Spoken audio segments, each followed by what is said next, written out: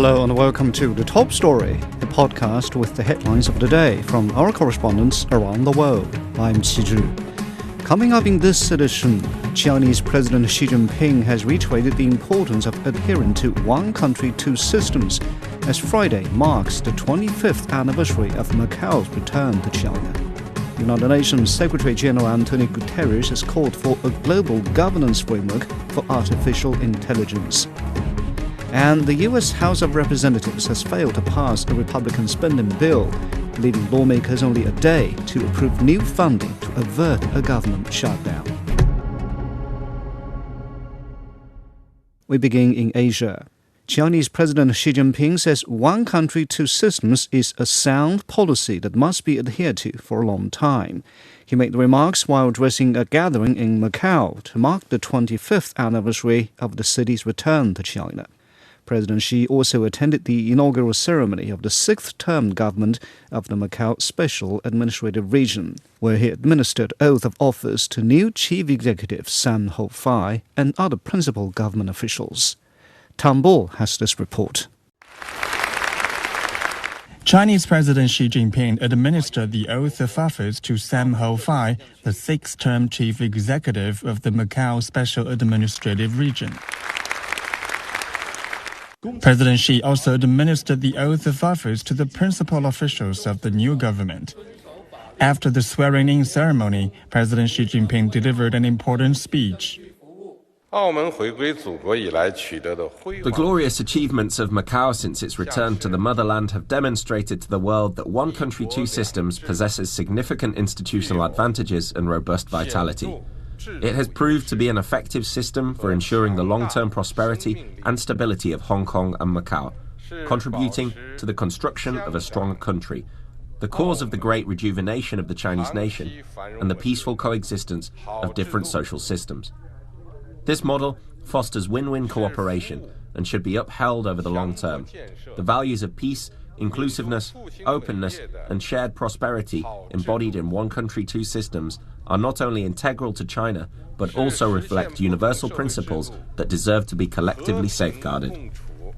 Sam Ho-fai was elected the sixth-term Chief Executive Designate of the Macao SAR in October.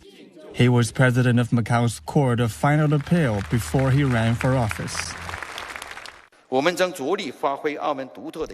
focus on leveraging Macao's unique advantages to better integrate into and serve China's overall development, fully align with national strategies, actively connect with the world, make full use of the platform for China, deeply participate in the construction of the Guangdong-Hong Kong-Macao Greater Bay Area, and work tirelessly on the development of the Guangdong-Macao Deep Cooperation Zone in Hongqin.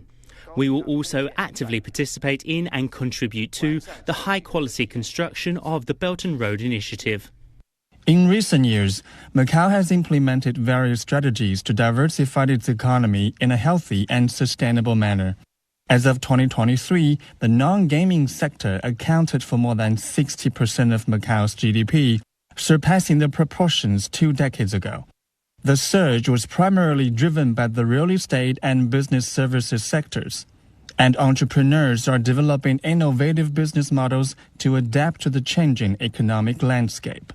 President Xi Jinping referred to Macao as a pearl in the palm of the motherland, expressing confidence in its promising future. He believes that Macao can achieve even brighter future by fully utilizing the advantages of the one country, two systems policy. That's what lies ahead for Macao's new government to fulfill its role and actively engage into the national development strategies. That was Tan Bo reporting from Macau. On the Middle East, representatives from 8 Muslim-majority countries have gathered in Cairo to discuss the mounting conflict in the Middle East. They're attending the 11th summit of the Developing Aid Organization for Economic Cooperation in the Egyptian capital. Abdul El-Marouki sent this report from Cairo.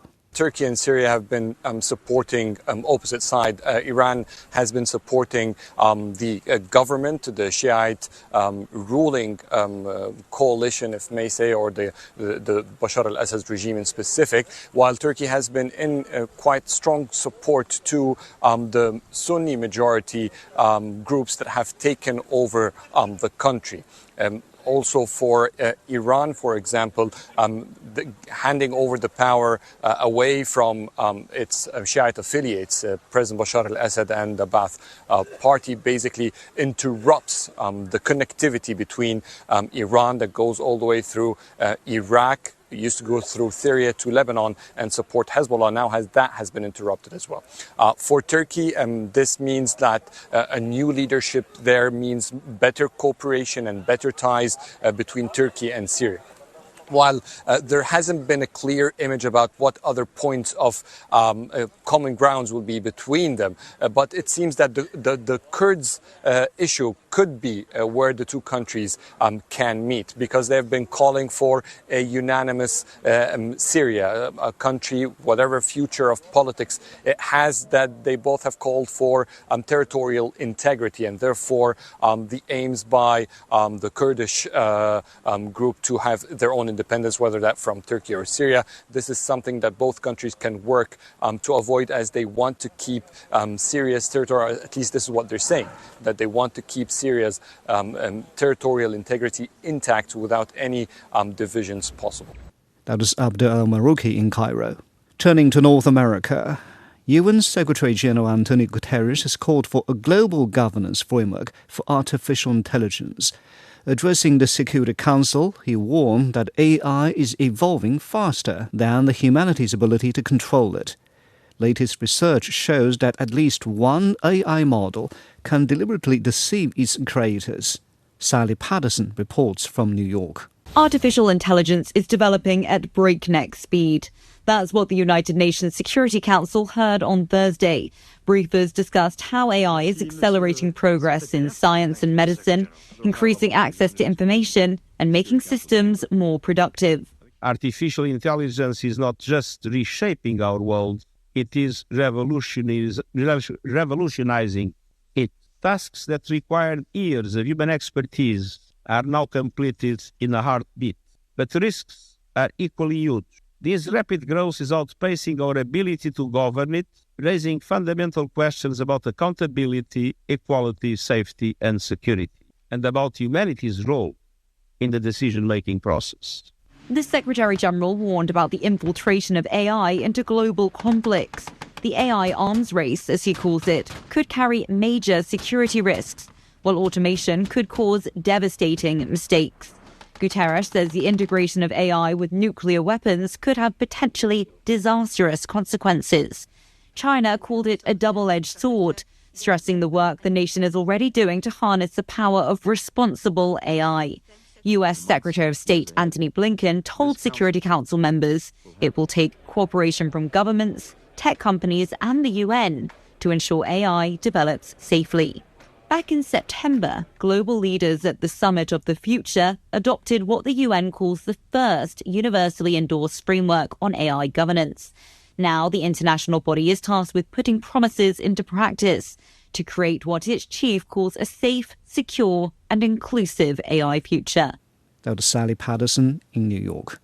The U.S. House of Representatives has failed to pass a new Republican spending bill, leaving lawmakers only a day to approve new funding to avert a government shutdown. It comes after President-elect Donald Trump objected to a bipartisan stopgap bill. The bill would have funded the government at the current levels until March 14th and extend the country's debt limit through January 2027. Nathan King has details. Well, here we go again, down to the wire when it comes to keeping the US government open. If they can't reach a deal on continuing spending by 12:01 on Saturday, then parts of the government will shut down, and just a few days before Christmas, some federal workers may not get paid.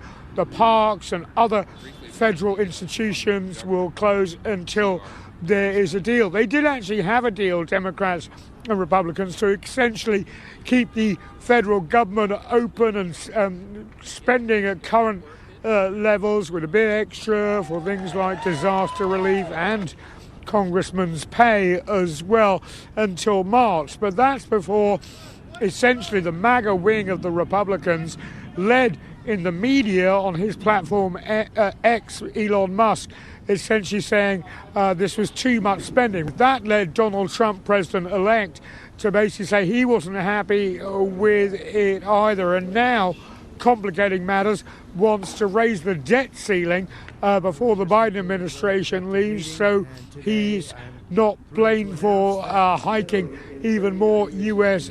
government debt. Let's listen to Republicans and Democrats and see what they think about a potential deal. There's a lot of moving parts, but the ultimate goal is to get a bill that addresses our immediate needs, but also sets President Trump up for success when he comes into office.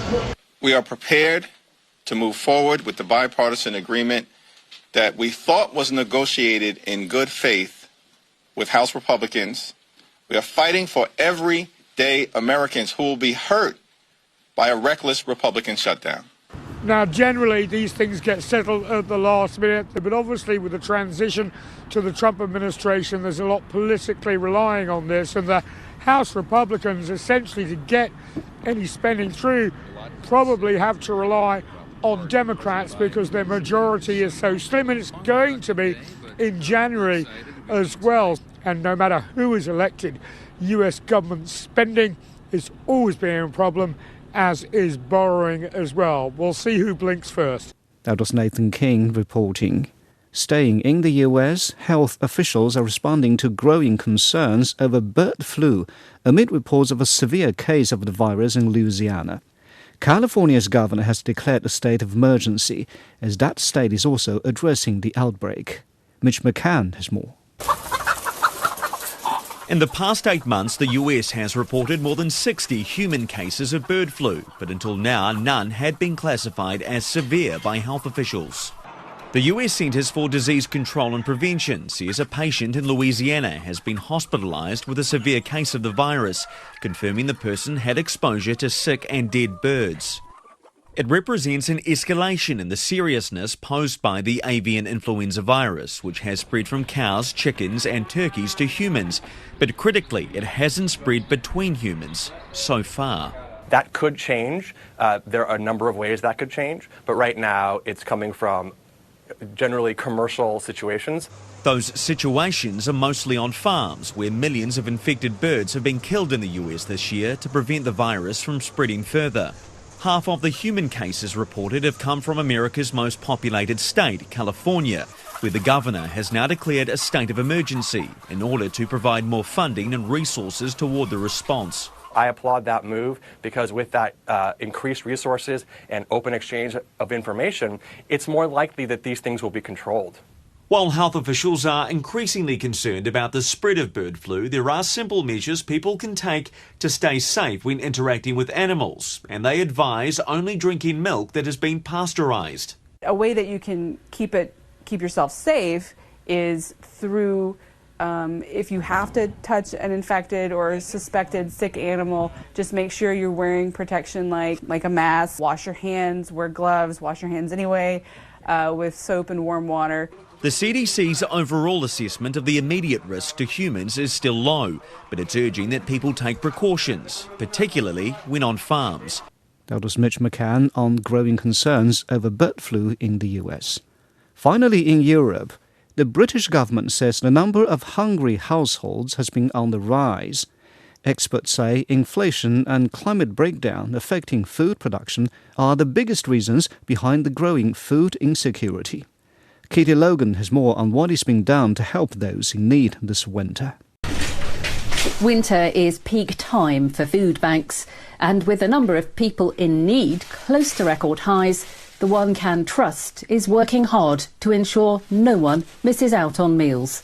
It's very full at the moment. We've had a very good harvest, actually. The local community has supported us. It's been amazing, actually. The charity reaches 500 people a week in South Buckinghamshire. It's everyday items ranging from vegetables to cereals to beans to everything that you could possibly want. 3 meals a day for a week. That's what we pack in our parcels. Much of this is thanks to community donations and a team of volunteers packing parcels, meeting a variety of needs and dietary requirements. We provide emergency food support for up to 4 weeks, and then beyond that, if somebody requires further support, we would repeat the cycle for as many times as necessary. The UK is a wealthy country, but its welfare system doesn't cover all needs. And some people have insecure income or low, stagnant wages. The cost of living crisis essentially comes from high housing, fuel and food costs. It's been going on for so long now that many are accumulating serious debt, and the only way to manage is with help. The Trussell Trust is a national anti-poverty charity. It handed out over 1.4 million emergency food parcels in the last 6 months. Hunger in the UK is not a problem about access to food. It's very much an income problem. 86% of people seeking support from food banks in the Trussell community are on incomes so low that they're unable to afford to eat and stay warm and clean at the same time. Campaigners say this level of food poverty can't continue. We need to see change. There are appalling levels of hunger and hardship in our communities right across the UK, and that's not something that we want to accept because we know change is possible. And with Christmas coming, many depend on the kindness of others. So they're going to get some Christmas puddings and mince pies and some chocolates and nuts and all sorts of lovely things because so numbers will rise and you won't necessarily have money, those families, to put all those extra lovely goodies on the table for their families. So hopefully we can do that for people. The support is about more than just food, with advice and words of comfort on offer too.